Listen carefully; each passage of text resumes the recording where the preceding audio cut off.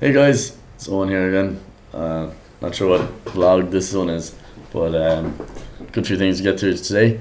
Hope you're all doing well. Hope those spring exams are going well for you, those of you who are doing spring exams, and this union season has sort of calmed down and you're doing all your projects and exams and stuff. Things haven't calmed down here too much either, so don't worry about us. First thing on the agenda, we have a students' union council or student council on tomorrow in Bull 3 at 6:30. And that will be firstly preceded by a AGM, annual general meeting, where anybody can come. It's a public meeting and anybody can vote, most importantly, and we'll be voting in the USI delegates, the people who represent UCC students, the 19,000 of us, to the Union of Students Ireland at their Congress next week, where we'll be making a good few decisions. I'll talk about that now in a second. We'll also be electing the council chair, the secretary of the council, and the public relations officer of the council. So if you want to get involved in something, in particularly some sort of society-like structure, the council is a really great way of getting involved, especially in sort of student politics and all the fun stuff that the students' union does. Then we'll be doing our officer reports, and I'll be reporting to the council on our annual report, including financial accounts, and the rest of the guys will be doing something as well. Unfortunately, Ian, the deputy president, is really, really sick, so he won't be able to make it. But he'll be doing all right, and I'm sure if there's any questions that people have for Ian, they can direct them towards me anyway. And then of course there'll be any other business, and in any other business, if there is any issues that came up in the Congress motions, which are sent out to all the class reps, by the way.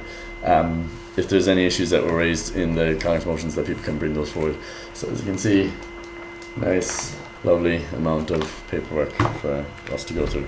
But if there's anything that's really important, that are really close to people's hearts, they want to have debate and they want to issue a mandate to the delegates on that, well, I'll accept that in any other business. It'll be my first time chairing the council, so I promise you they'll work very efficiently, very smoothly, and very concisely this time around. So, just going on to the Congress motions, there's a good few of them that are pretty interesting. In the Union of Students Ireland, there's 2 full-time staff and there's 9 sabbatical officers that represent students nationally. For an organisation that represents 200 to 250,000 people, it's kind of really small headquarters. So a lot of the work gets devolved to the students' unions locally, for better or for worse. Some of the things that have actually come up is trying to amalgamate a lot of the students' union sabbatical officer positions, so that the organisation is more streamlined and achieving the central goals that are important to students throughout the year.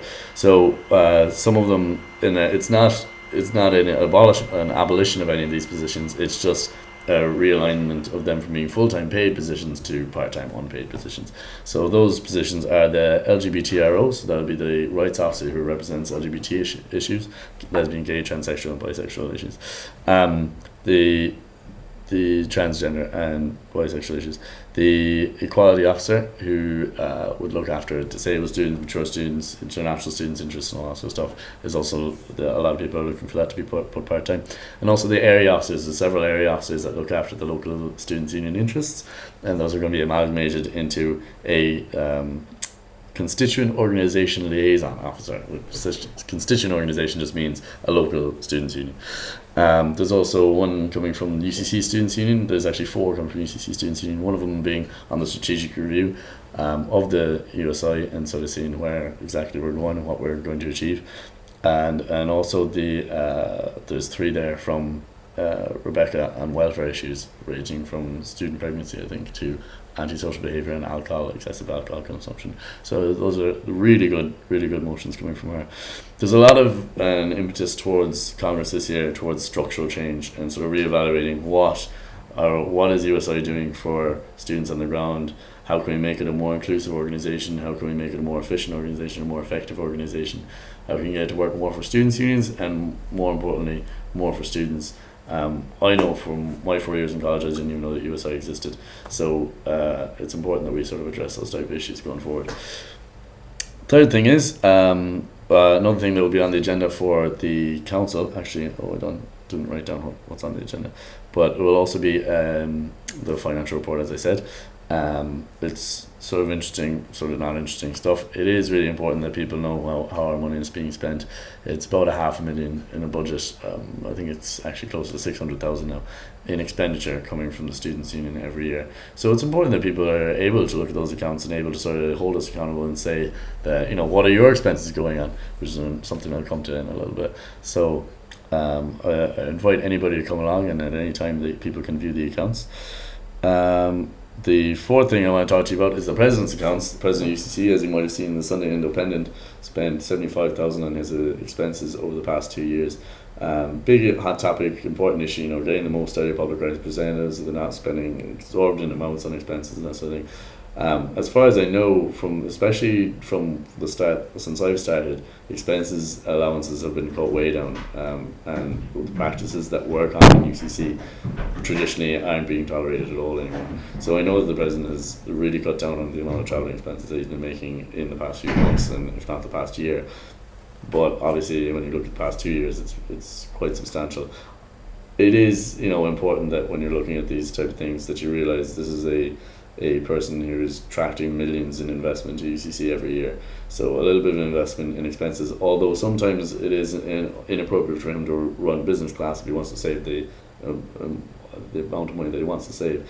But you have to sort of look at it in a little bit of a balance, that he is bringing a huge amount of money into the university, so that investment is quite welcome.